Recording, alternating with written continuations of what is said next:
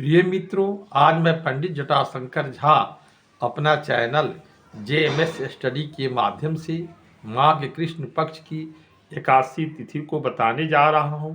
इस महीने में माघ कृष्ण पक्ष की एकादशी 25 जनवरी शनिवार को मनाया जाएगा। इस उपलक्ष्य में सभी दर्शकों को प्रणाम एवं हार्दिक शुभकामनाएं। इस महीने के माघ कृष्ण पक्ष की एकादशी है, उसको खट्टिला के नाम से जाना जाता है। इसका महत्व बताने जा रहा हूँ।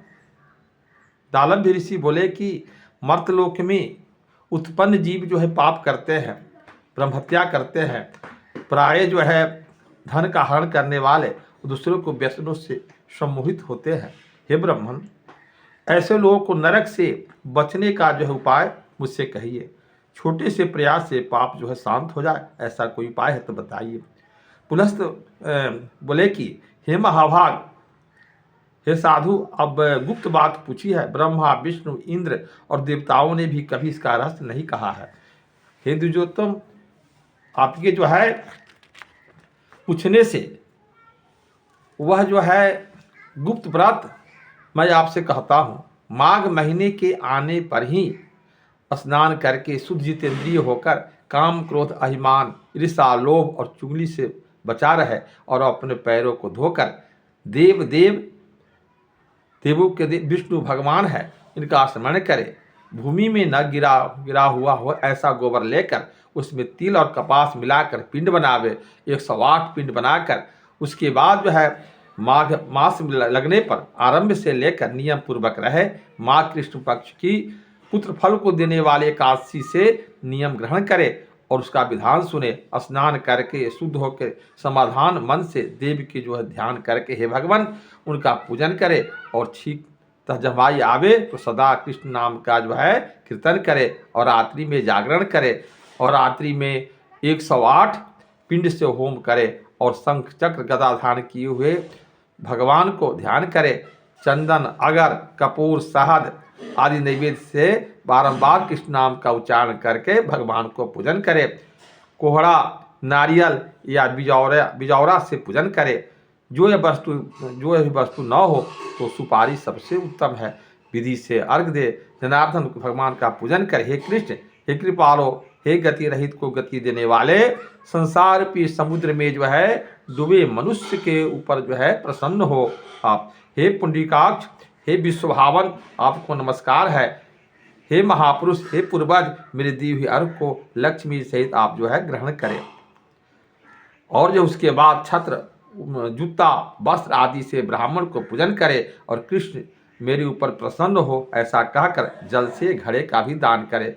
और हे ब्राह्मण, यथाशक्ति कृष्ण काली गाय का भी दान करे। हे द्विश्रेष्ठ, उस दिन चतुर मनुष्य तिल भरे पात्र का दान करे।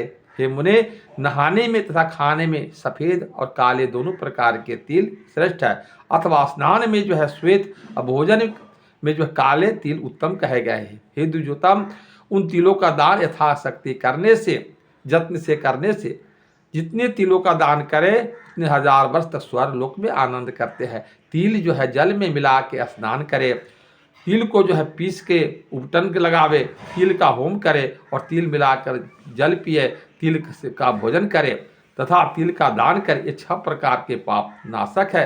नारद मुनि बोले कि हे कृष्ण, हे महाबाहु, हे भक्त भावन, आपको नमस्कार है। खट्टिला एकादशी उत्पन्न फल कैसे मिलता है? हे यादव, जो आप प्रसन्न अगर हो तो उपाख्यान सहित मुझसे कहिए। श्री कृष्ण बोले, हे ब्राह्मण, जैसे वृतांत मैंने देखा है सो मैं आपसे कहता हूँ। हे नारद, पहले समय में मृत्युलोक में एक ब्राह्मणी रहती थी।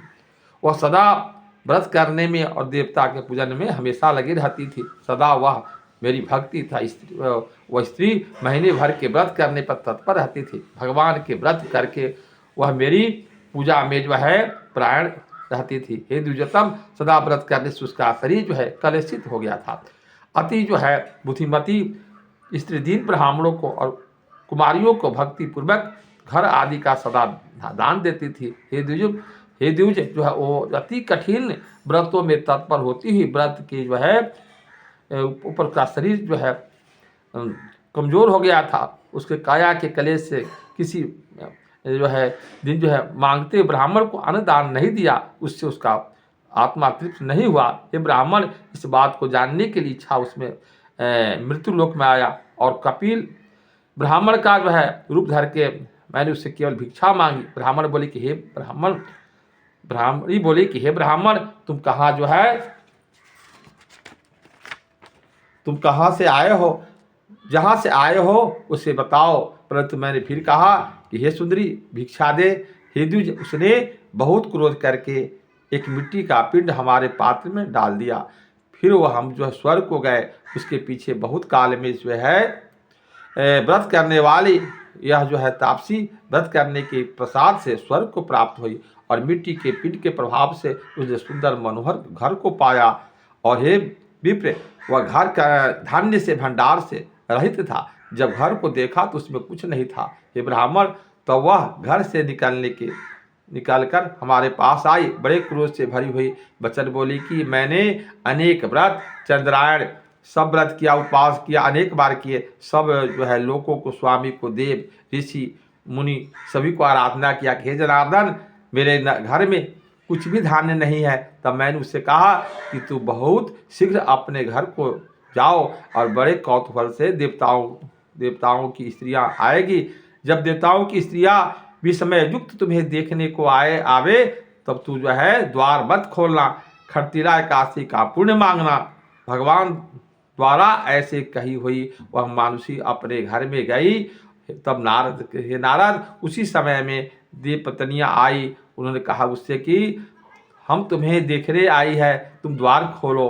हे सुंदरी, हमको जो है तुम देखिए कि तुमको मनुष्य बोली कि तुम मुझे मत देखना चाहो तो देखना अगर चाहते हो तो खरतीला का पुण्य मुझे दे दो तो मैं द्वार खोलूँ। खरतीला के व्रत के नष्ट हो जाने से वह एक भी न बोली। और देवी ने कहा कि हम मानुषी देखनी है, इसलिए मैं खरतीला का पुण्य दूंगी। उसके बाद जो है द्वार पर खोल के उन्होंने मानुषी देखी। देवी नहीं है, गंधर्वी नहीं है, न आसुरी है, न पन्नगी है। ये दुष्ट पहले से तो साधारण नारी जैसा ही दिखाई दी। फिर वह क्षण मात्र में रूप और कांति से जो है युक्त हो गई। उसके घर में जो है धन धान्य वस्त्र सुवर्ण चांदी वो सब जो पूरे हो गए और खरतीला के प्रभाव से उसके घर में वस्तुओं से संपन्न हो गया।